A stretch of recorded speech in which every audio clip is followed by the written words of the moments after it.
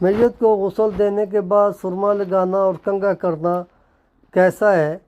اور بعض جگہوں پہ اگر ینگ لڑکا یا ینگ لڑکی فوت ہو جائیں تو اس کو دولہا دلہن بنا کر کے سنوار کر کے اس کو میت کی نمائش کی جاتی ہے اور اس کو پھر اس کی تدفین ہوتی ہے۔ تو دیکھیں، میت کو غسل دینے کے بعد سرما لگانا کنگھا کرنا فرض واجب نہیں ہے،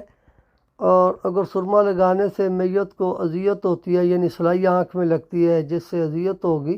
تو اس سے منع کیا گیا ہے کہ میت کو کسی طرح کی بھی اذیت نہیں دینی چاہیے،